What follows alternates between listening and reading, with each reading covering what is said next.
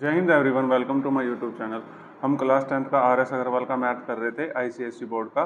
तो उसमें हमने जीपी स्टार्ट कर रखा है। जीपी में हमने 11A एक्सरसाइज में 12 क्वेश्चंस कंप्लीट कर लिए हैं। आज हम क्वेश्चन नंबर 13 करेंगे, ठीक है। इसको देखने से पहले मैंने प्लेलिस्ट बना दी है, तो आप क्वेश्चन नंबर 12 तक जरूर देख लेना, ठीक है। फिर आपको ये बहुत अच्छे से समझ आ जाएंगे, ठीक है। क्वेश्चन नंबर 13 स्टार्ट करते हैं। देखिए क्वेश्चन नंबर 13 में क्या कहता है, for what value of X. ये कहता है find the value of X, है ना, या फिर for what value of X the numbers दे रखे हैं x + 9, x - 6 और 4 आर इन जीपी। ये कहता है ये जीपी में है। देखो इसमें एक फॉर्मूला भी होता है, फॉर्मूले से नहीं बताऊंगा मैं, सारी चीजें आपको कंसेप्ट से बताऊंगा, ठीक है। आप कितने फॉर्मूले याद रख लोगे। देखो ये कहता है ये नंबर्स जीपी में है। पहले आप कंसेप्ट पे आइए। ये मान लो मैंने कोई 3 नंबर लिए, मैं कहता हूँ ये 3 नंबर जीपी में है। अगर सपोज करिए मैंने बोला ये 3 नंबर जीपी में है, तो इसका मतलब ये हुआ कि जीपी में क्या निकलता है। जीपी में कॉमन रेशियो जो होता है, कॉमन रेशियो को आर बोलते हैं, वो सेम होता है। कैसे निकलता है, A2/A1 और A3/A2। देखो ये भी 2 आ गया, ये भी 2 आ गया, यानी कि कॉमन रेशियो बिल्कुल क्या रहता है, सेम रहता है। हम जीपी के कंसेप्ट से ही करेंगे क्वेश्चनों को, ठीक है। कोई नया फॉर्मूला आएगा तो करेंगे, नहीं तो नहीं। जिससे हम बच सकते हैं उस फॉर्मूले से हम बचेंगे। तो देखो अब इसने इसी तरीके से, देखो इसी तरीके से इसने कह दिया x + 9, x - 6 और 4। ये कहता है ये जीपी में है। ये जीपी में है तो हम यही रूल अप्लाई करेंगे। इसका मतलब ये A1 है, ये A2 है, ये A3। हम यही रूल अप्लाई करेंगे। हम पता कॉमन रेशियो हर एक पॉइंट पे सेम होता है। A2/A1 = A3/A2। लिख सकता हूं मैं इसको, बिल्कुल लिख सकता हूं। ये देखो मैंने अभी आपको कॉन्सेप्ट सिखाया। तो A2 क्या है, x - 6, A1 क्या है, x + 9 = A3 क्या है, 4, A2 क्या है, x - 6। देखो मैंने आपको जीपी के कंसेप्ट से करा दिया, नहीं तो आपको एक फॉर्मूला होता है B² = AC। इस तरीके से फॉर्मूले से नहीं करना, ठीक है। वो भी ऐसे आपने कंसेप्ट से करना। अब देखिए, अब हम इसको सोल्व करते हैं। अब इसको उधर ले जाओ, इसको इधर ले जाएंगे तो x - 6, एक और x - 6 आ जाएगा तो स्क्वायर हो जाएगा, और 4 को उधर ले जाओ, 4x + 9। कोई दिक्कत, ठीक है। अब देखिए इसमें a - b का होल स्क्वायर खोल दो, a² + 6 का स्क्वायर, b² - 2। a कौन है, x, b कौन है, 6, ठीक है ना। फॉर्मूला लिख देते हैं यहाँ पे आपके लिए। a - b के होल स्क्वायर का फॉर्मूला होता है a² + b² - 2ab। वही वाला फॉर्मूला माय डियर स्टूडेंट्स मैंने यहाँ पर लगाया है, ठीक है। अब 4 को x से करोगे तो 4x, और 4 को 9 से करोगे तो 36, ठीक है जी। किसी को कोई दिक्कत हो तो बताओ, ठीक है। आप सभी को समझ आ गया होगा। अब इसको चलो फर्दर सोल्व करते हैं। ये हो जाएगा x² और 6 का स्क्वायर हो जाएगा 36। ये हो जाएगा 12x, 6 to the 12। x ऐसे कैसे मल्टीप्लाई में, 4x + 36। अब क्या करें, जल्दी बताइए। अब हम इसको इधर बुला लेते हैं, x² + 36 - 12x। इसको इधर बुला लेते हैं -4x। 36 को बोलते हैं इधर आओ, एक क्वाड्रेटिक बन जाएगी, 2 वैल्यूज आ जाएंगी इसके पास, आपके पास इसकी, ठीक है। और 4x इधर आ गया, माइनस का हो जाएगा, ये प्लस का इधर आ गया, माइनस का हो जाएगा 36, ठीक है। अब ये तो कट ही गया जी, ठीक है। बहुत आसान क्वेश्चन हो गया जी ये तो। x² - 12x और -4x। फटाफट बताइए my dear student. -16x, very good, = 0। अब यहाँ पर देखो, यहाँ से x कॉमन ले लो, यहाँ से x कॉमन लोगे तो x - 16 आ जाएगा, और इज इक्वल टू में क्या आ जाएगा, 0। अब देखो, अब x भी = 0 है। एक बार इसको = 0 और एक बार x - 16 = 0। देखो एक वैल्यू तो x = 0 आ गई, एक x - 16 = 0। 16 उधर का जाएगा तो किसको हो जाएगा, प्लस का, ठीक है।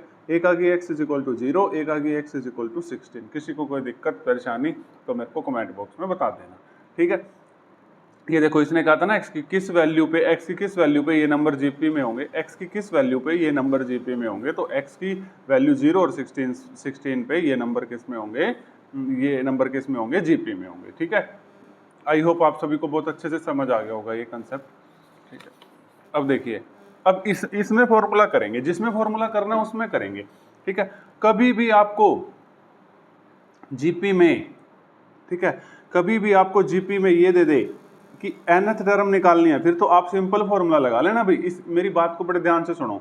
अगर वो आपको सिंपल बोले कि nth टर्म निकाल दो, ठीक है, इसमें बच्चे बड़े कंफ्यूज होते हैं, गलतियां करके आते हैं। nth टर्म पूछे जीपी में तो आप सीधा tn निकाल दो, ar⁻n-1। लेकिन सिंपल पूछे, अब आपसे पूछ रहा from the and, nth term निकालो लेकिन फ्रॉम द एंड। जैसे इस क्वेश्चन में कह रहा है 6th टर्म निकालो फ्रॉम द एंड, और जीपी दे रखी है 16, 8, 4, 2 और 1/5, 1, 2। तो ये कह रहा है nth टर्म निकालो फ्रॉम द एंड। अब उस टाइम के लिए फॉर्मूला देखो, nth टर्म निकालो, nth टर्म निकालो फ्रॉम द एंड। देखो फॉर्मूला होता है बहुत आसान है, एल क्या होता है फटाफट बताओ। एल होता है लास्ट टर्म जिसको टीएन भी बोलते हैं, और डिवाइड बाय r⁻n-1। ये सिंपल सा फॉर्मूला है, आपको 2 नंबर या 1 नंबर जितने का भी ये क्वेश्चन आता है आपको दिलवा देगा। ठीक है, समझ आया।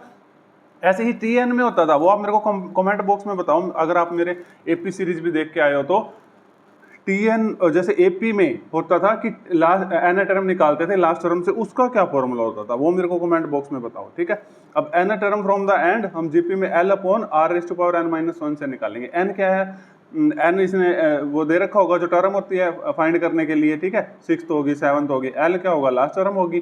ठीक है, आर हम निकाल लेंगे, आर क्या होगा कॉमन रेशियो a2/a1। ठीक है, चलो करें इस क्वेश्चन को। सबसे पहले ए बताओ क्या है, इसमें ए है 16। देखो ए क्या है, ए क्या है 16। आर निकाले, आर कैसे निकलेगा, a2/a1, 8/16। ठीक है, तो कितना आ जाएगा 1/2। ठीक है, वेरी नाइस। और टीएन बताओ फटाफट, ये रहा जी टीएन। ठीक है, मैंने आपको बताया था ना, मैं पहली वीडियो से बताता रहा हूँ, इसको टीएन को एल भी बोलते हैं। ठीक है, आपको कहीं कंफ्यूजन नहीं हो रही होगी, समझ आ गया। अब इसने कहा है 6th term from the and, यानी कि अब एन की वैल्यू क्या होगी अगर हम कंपेयर करेंगे तो 6th। ठीक है, अब इसने कहा, देखिए माय डियर स्टूडेंट, इसने कहा 6th term from the and. कहां से निकालनी है, 6th term from the and. तो फॉर्मूला क्या होता है, l/r(n-1), r के ऊपर है n-1। ठीक है, गलती मत करना, इज इक्वल टू l। अब l की वैल्यू देखो 1/512। r की वैल्यू देखो माय डियर स्टूडेंट 1/2। ठीक है, और raise to power n, n की वैल्यू बताओ। जो भी th के साथ होता है, पहले दिन से बता रहा हूँ, जो भी th के साथ होता है वो n 6-1। किसी कोई दिक्कत। अब इसको सोल्व करने में घबराना मत, सर ये क्या आ गया, कैसे सोल्व होगा।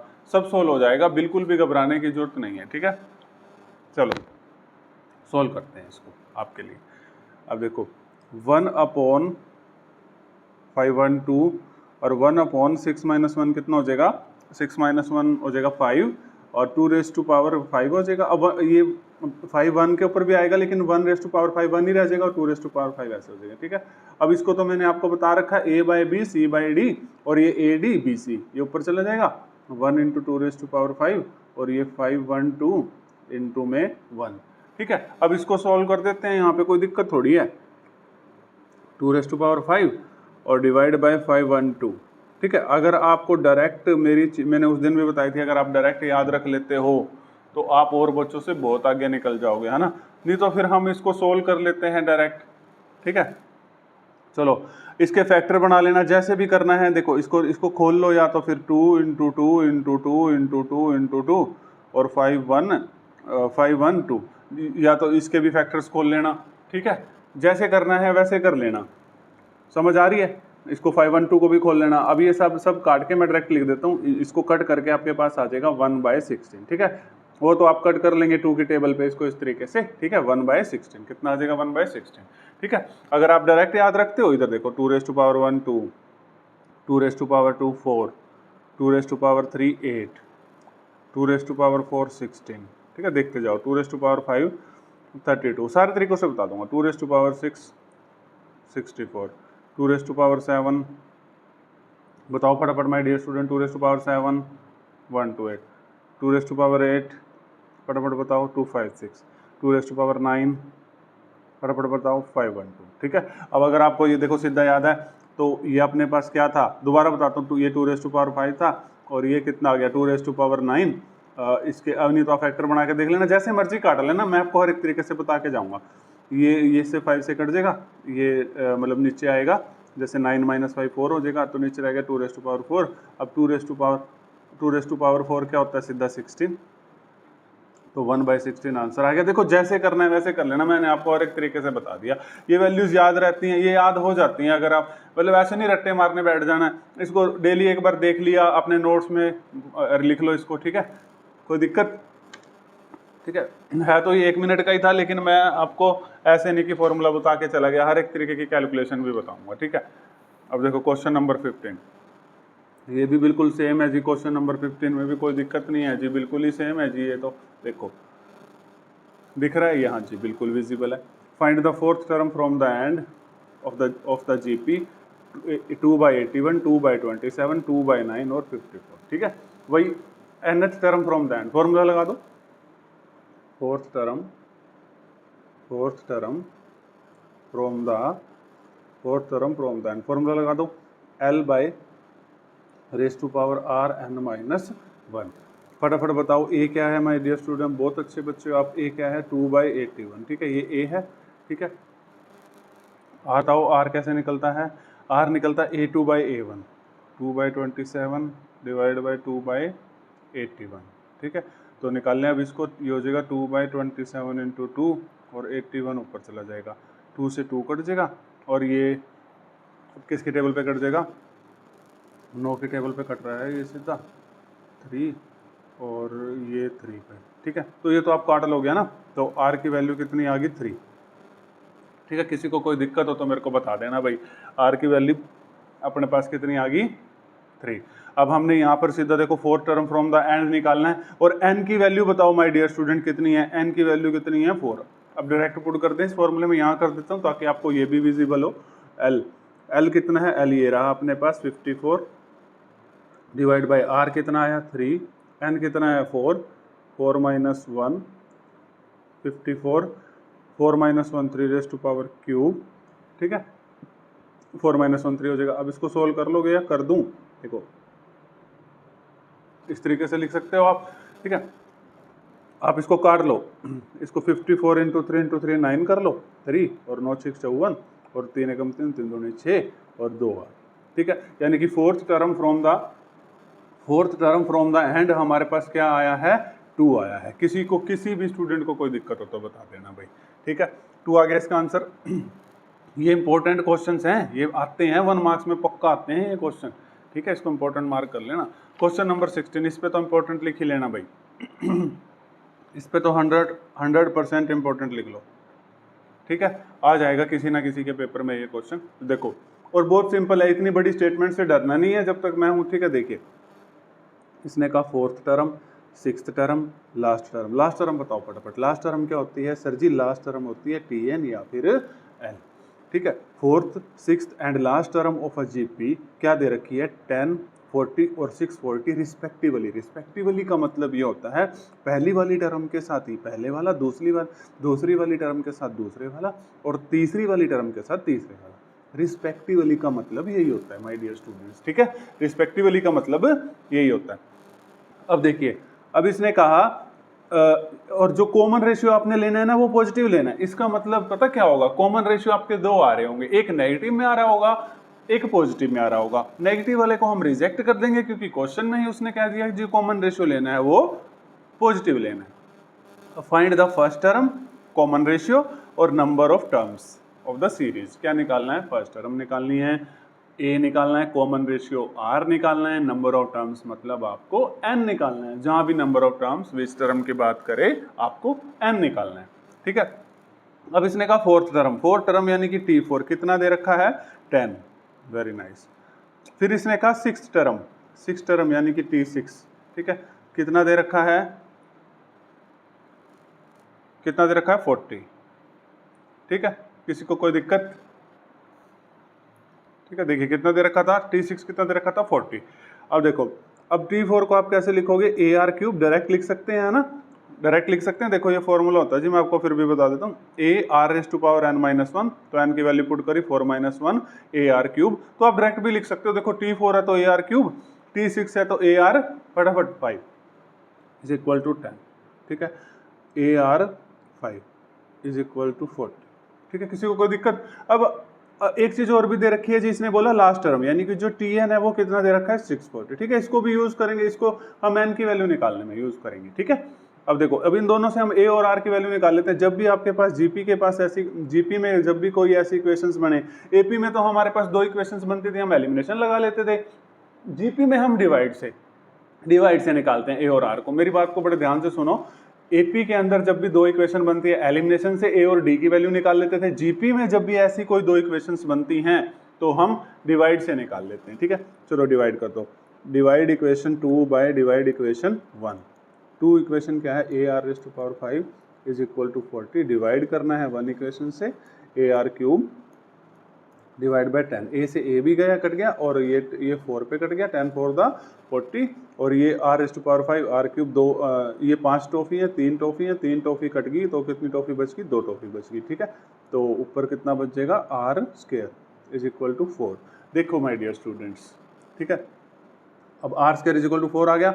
अब स्क्वायर उधर जाएगा तो रूट में हो जाएगा, लेकिन प्लस माइनस आता है, ध्यान रखना, मैं आपको बहुत बार बता चुका हूँ। X square is equal to k हो तो एक्स निकालना हो तो ये स्क्वायर उधर जाके स्क्वायर रूट में हो जाता है, और प्लस माइनस, ठीक है।